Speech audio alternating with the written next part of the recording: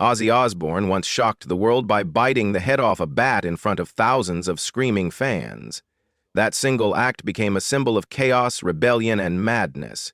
But what if that moment was only the surface of a much darker truth?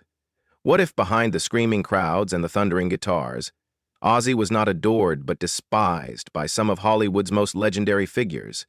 Why did icons who shaped the golden age of music and film turn their backs on him? Was it his reckless behavior, his defiance of industry rules, or something far more personal, buried for decades? Tonight, we peel back the curtain on the untold history of the Prince of Darkness.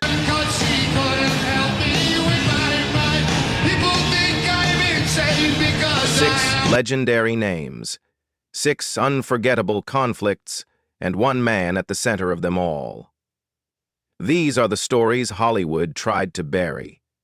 The secrets whispered in dressing rooms, boardrooms, and late-night bars. The shocking truth is that Ozzy Osbourne was not only a hero to millions, he was also the enemy of legend. Hollywood has always thrived on spectacle. Glittering lights, red carpets, and flawless smiles hide the cracks that run deep beneath the surface. Few figures embodied this contradiction more than Ozzy Osbourne. To the public, he was the outrageous frontman of Black Sabbath, the voice that redefined heavy metal, and later, the eccentric patriarch of a reality TV dynasty. But to many inside Hollywood's inner circle, Ozzy was something else entirely. A disruptor, a threat, even a dangerous man they wanted to erase from their world. For decades, whispers followed him. Shocking scandals, buried feuds, bitter rivalries with legends whose names still echo in the halls of fame. These were not simple disagreements. They were conflicts that scarred reputations and divided fans, stories hidden under layers of glamour and fear. Why did so many icons despise him? What secrets were they trying to bury by silencing his name? In this video, we bring those secrets back to life. Welcome to Top 6 Hollywood Legends Who Hated Ozzy Osbourne, Hidden Stories. If you crave the truth behind the legends, like this video, subscribe to our channel and step with us into the shadows where the untold becomes unforgettable. Number 1. David Bowie. David Bowie was the kind of artist who never needed to raise his voice to command a room. His presence was enough. From the glittering stardust of Ziggy to the haunted minimalism of his Berlin years, he represented a kind of intellectual art rock that critics adored. He was a man who carried culture like a second skin, and in the Hollywood circles that celebrated glamour and reinvention, Bowie was the crown jewel. But for Ozzy Osbourne, who thrived on volume, blood, and madness, Bowie's refined world was a kingdom where he would never be welcome. The clash between them was more than style. It was a collision of two visions for what rock could be. Bowie had studied mime, theater, and literature. He turned concerts into carefully choreographed performances that blurred the line between art and music. Ozzy, on the other hand, charged onto the stage like a demon unleashed, tearing the air with screams, stumbling under the weight of drugs and alcohol, and shocking audiences with rituals that horrified the establishment. To some fans, both men were revolutionaries. To Bowie, Ozzy was chaos without meaning, a storm that destroyed instead of created. Those who knew Bowie in the late 70s whispered that he often dismissed heavy metal as the end of imagination. He believed it stripped away complexity and turned rebellion into noise, and when Ozzy's name came up in conversations, Bowie would roll his eyes, calling him, according to insiders, a carnival act dressed in leather. These weren't just passing remarks.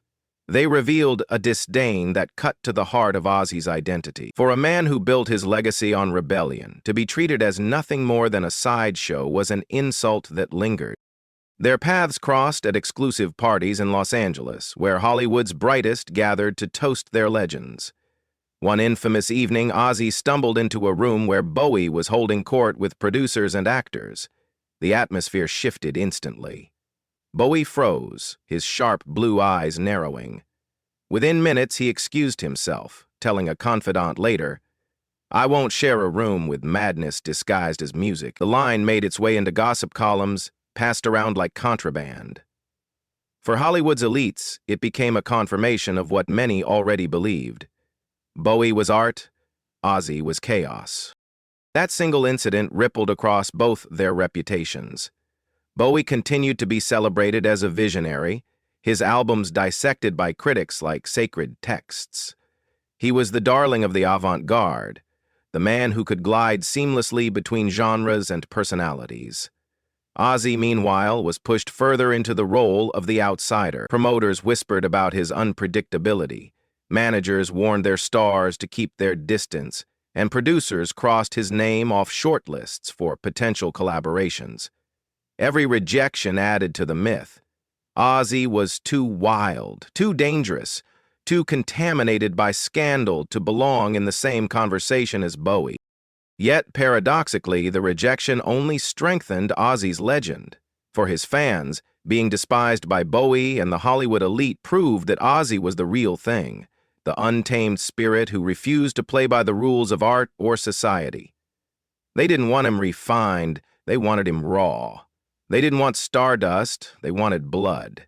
And Ozzy gave it to them, night after night, often at the expense of his health, his sanity, and his relationships. The story of Bowie and Ozzy is not one of direct battles or public feuds. It is a story of silent wars, of contempt that seeped into whispers, of worlds so different they could never meet without colliding. One stood for elegance, the other for excess. One sought transcendence, the other wallowed in destruction.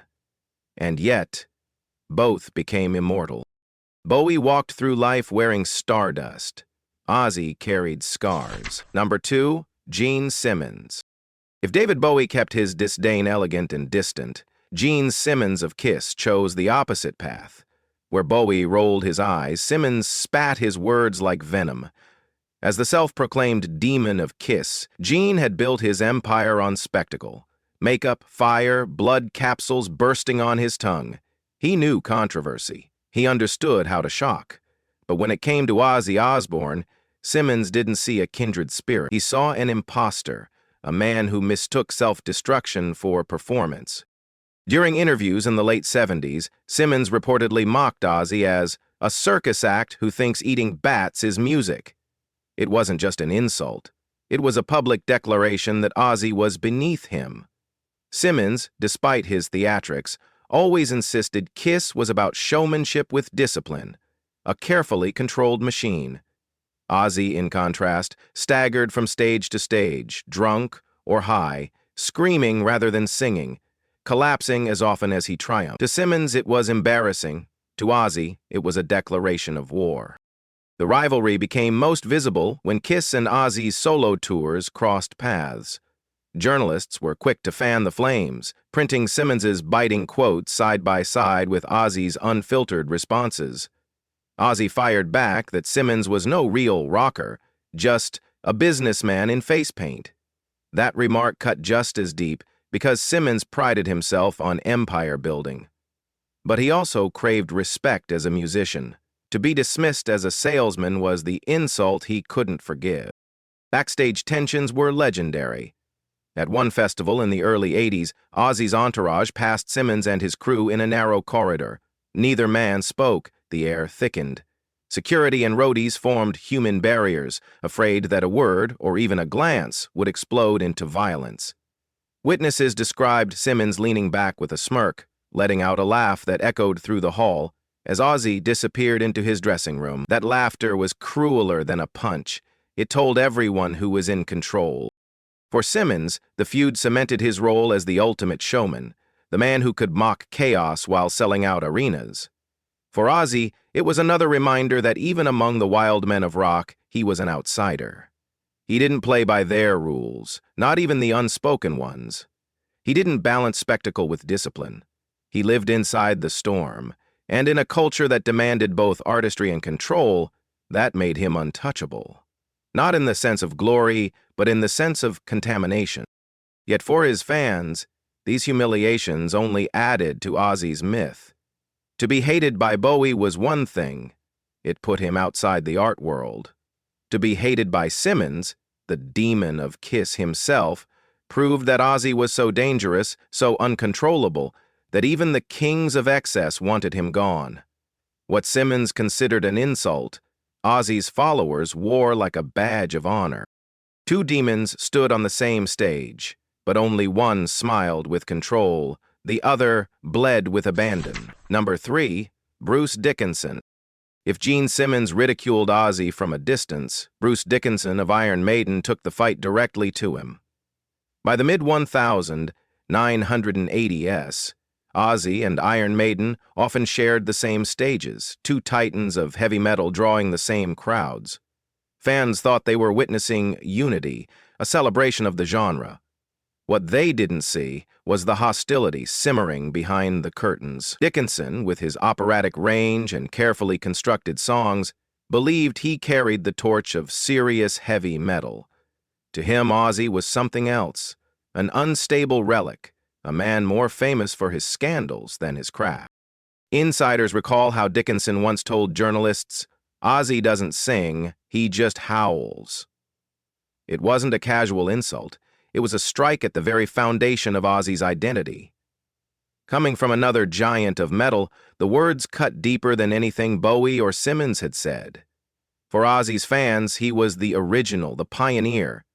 But for Dickinson, he was an embarrassment to the genre, a figure who made heavy metal look like a circus act. The rivalry became public during a tour in the mid-80s. In front of tens of thousands, Dickinson mocked Ozzy between songs, joking with the audience about whether they could understand a single word that man says. The crowd roared with laughter. Some cheered, others shifted uncomfortably, aware that this wasn't just humor, it was humiliation. Ozzy, backstage, reportedly exploded in rage, his entourage holding him back as he vowed never to forget the slight. From that point, their relationship was poisoned. On the road, tour managers had to arrange separate entrances and exits. Dressing rooms were guarded by security as though two rival gangs had been booked on the same bill. Roadies whispered about nights when tempers nearly turned into fists, only barely diffused by managers and promoters terrified of losing millions. To Dickinson, it was a matter of principle. He wanted metal respected as an art form, not dragged through scandal and excess. To Ozzy, it was betrayal from within, a reminder that even those who had followed his path now disrespected him. The consequences lingered long after the tours ended. Fans divided, some taking Dickinson's side, others rallying behind Ozzy. The feud exposed a fracture in heavy metal itself, one camp striving for legitimacy, the other embracing chaos. For Ozzy, it was another scar, another reminder that the industry never truly accepted him. Yet for his most loyal followers, Dickinson's insults only proved Ozzy's authenticity. If the perfect voices despised him, then Ozzy must have been too real, too raw, too dangerous for their world. The stage was the same, the music was the same, but between Ozzy and Dickinson, the silence backstage was louder than any amplifier. Number 4, Sharon Osbourne's Hollywood critics. Ozzy's marriage to Sharon was supposed to be his redemption story. She was the woman who pulled him out of the ruins of Black Sabbath, who became his manager, his shield, his savior. Together, they built an empire that extended beyond music into television and popular culture. The Osbournes, their reality show, turned chaos into comedy and cemented their place in mainstream entertainment. But while fans adored the dysfunctional family on screen, Hollywood insiders whispered a very different story. To many, Sharon and Ozzy were not trailblazers, but pariahs, an unpredictable couple dragging scandal wherever they went. Industry executives often bristled at Sharon's style. She was ruthless, unapologetic, and protective of Ozzy to the point of war. Insiders say she fought with producers, insulted rivals, and manipulated deals with ferocity. To Hollywood's polished elites, this wasn't professionalism, it was poison. One veteran producer reportedly confessed, "Working with Sharon meant inviting chaos, and with Ozzy in the picture it doubled." That reputation spread quickly, closing doors that might otherwise have elevated Ozzy's career beyond music. There were scandals that reinforced the whispers. Ozzy's public meltdowns, his near-fatal struggles with addiction, and Sharon's explosive clashes with the press made them tabloid royalty. But in boardrooms and executive offices, the couple became radioactive. Invitations to A-list parties dried up. Collaborations with respected stars fell through. Hollywood preferred to watch them on TV rather than stand beside them. One particular incident crystallized the disdain. At a high-profile charity gala, Sharon reportedly berated an organizer in front of guests after Ozzy was denied a performance slot.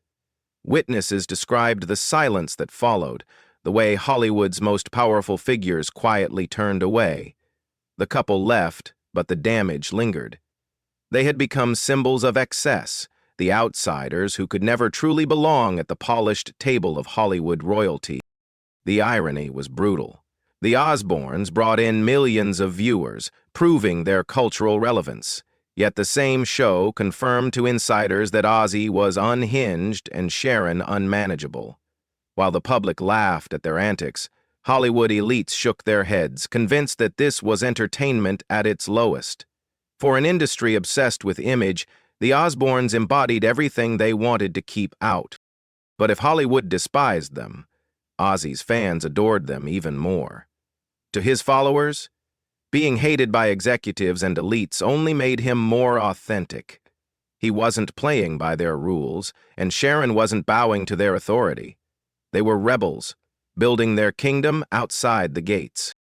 In the eyes of Hollywood, Ozzy and Sharon were poison. In the eyes of his fans, they were untouchable. And in that divide lay the truth of Ozzy's life. Loved by millions, loathed by the powerful. Number 5. Axl Rose. By the late 1980s, Ozzy Osbourne was already a legend, feared and adored in equal measure. At the same time, a new storm was rising in Hollywood. Guns N' Roses, led by the fiery and unpredictable Axl Rose. Both men were cut from similar cloth, chaotic, controversial, and dangerous. When they shared a stage during a joint tour, fans expected fireworks in the music. Instead, they got a rivalry that would leave scars. At first, there was admiration. Axl grew up idolizing Ozzy, even covering Black Sabbath songs in his early days. But once Guns N' Roses reached the pinnacle of fame, the respect soured into resentment. According to insiders, Axl was furious at the way Ozzy dominated attention on tour, often overshadowing his younger band despite their meteoric rise. He reportedly told a friend, "I don't want to be in his shadow, I want to be bigger." The tension boiled during the 1988 tour when Guns N' Roses opened for Ozzy. On multiple nights, Axl stormed off stage, complaining about sound checks and accusing Ozzy's crew of sabotage. Whether it was paranoia or genuine sabotage remains a mystery, but the result was the same. Two egos colliding with explosive force. Ozzy, drunk and defiant, vowed never to tour with him again. There was a notorious backstage encounter where Axl confronted Ozzy, accusing him of disrespect. Witnesses recalled Ozzy laughing in his face, stumbling forward with a drink in hand and slurring, "Welcome to the circus, kid." The words burned. For Axl, it was humiliation. For Ozzy, it was just another night of chaos. The fallout was swift. Guns N' Roses carved their own empire, becoming the most dangerous band in the world. But Axl never forgot the slight. Years later, when asked about Ozzy, he reportedly dismissed him as yesterday's madness, a relic who had nothing left to offer. The bitterness was mutual. Ozzy once described Ozzy as the brat who thinks he's king, cementing a feud that spanned decades. The consequences went beyond personal egos. Their fans clashed too, with some seeing Guns N' Roses as the future of rebellion, while others swore loyalty to Ozzy as the original outlaw. Instead of uniting rock's generations, the tour divided them, leaving a rift that never fully healed. In the end, two men who could have been allies became enemies. Both carried fire, but their flames burned in different directions. Ozzy thrived on being hated, Axl thrived on being feared. And in that toxic mix, there was no room for friendship. Number 6. Hollywood producers and elites. Ozzy Osbourne always dreamed of stepping beyond music and into Hollywood's glamorous world. But when he tried, the gates stayed locked. to producers and executives, he wasn't an exciting risk. He was a disaster waiting to happen. Meetings with Ozzy often became legend for the wrong reasons. One producer remembered him arriving late, incoherent, and unable to finish a pitch. Insurance representatives, hearing his name, flatly refused to back any project he touched. In a town obsessed with polish and control, Ozzy was the antithesis: unpredictable, volatile, and dangerous to the bottom line. His reputation sealed the verdict. The bat-biting scandal, public arrests, near-fatal overdoses, these were tabloid gold, but Hollywood poison. Even when Sharon tried to broker deals, her fierce clashes with executives only deepened the divide. To the elites, they weren't partners. They were troublemakers, better left outside the gates. One audition revealed the problem perfectly. Ozzy wanted a role in a cult horror film. Instead of menace, he delivered chaotic improvisations, forgetting lines and shouting incoherently. The director later sighed, "We wanted a monster. We got a meltdown." The part vanished, and with it, Ozzy's brief Hollywood hope. To insiders, he was a clown. To fans, he was authentic. That rejection only reinforced his myth. He didn't need the cameras of Hollywood. His stage was louder, bloodier, more real than anything a script could contain. Ozzy was never their star. He was the chaos they feared, and the chaos millions adored. Ozzy Osbourne's life reads like a storm, wild and uncontainable. 6 names have risen, 6 legends who openly or secretly despised him. David Bowie, who saw him as chaos without meaning. Gene Simmons, who dismissed him as a circus act. Bruce Dickinson, who mocked his voice as nothing more than howling. Sharon's critics, who labeled him and his wife toxic to Hollywood's order. Axl Rose, who turned admiration into rivalry, and the producers, who locked him out of the Dream Factory. Each story different, yet each echoing the same truth. Ozzy was never one of them. But hatred has rhythm. It rises and falls, swells and fades, and in Ozzy's case it became the soundtrack of his existence. Every insult was another drumbeat, every rejection another chord of defiance. His enemies carved wounds into him, yet those scars became his greatest costume. They made him larger, louder, unforgettable. If they hated him, it was because they could not control him. If they rejected him, it was because he refused to kneel, and that is why his story endures. If you're drawn to these revelations, don't forget to like this video and subscribe to Hollywood Hidden Stories. More secrets, more betrayals, more untold truths await. 6 names, 6 conflicts, 1 truth. Ozzy Osbourne was both adored and despised, a man who built his empire on chaos and carried it like a crown of thorns. His legacy is not clean, it's not polished, it's blood-stained, broken, stitched together with screams and scars. And yet, in that imperfection lies his immortality. Hollywood loved its stars to shine bright and smooth like flawless diamonds. Ozzy was never a diamond. He was jagged glass, dangerous to hold, impossible to polish, but unforgettable when the light hit just right. That is why people still talk about him, decades after his first roar shook the world. He wasn't accepted by the elites, but he didn't need them. The stage was his cathedral, his chaos the sermon, his scars the scripture. Perhaps that is the real hidden story of Ozzy Osbourne, that being hated by legends only made him legendary. What do you think? Was Ozzy the misunderstood genius, or was he truly the menace his peers claimed? Share your thoughts in the comments and subscribe for more hidden stories where the truth is never what it seems.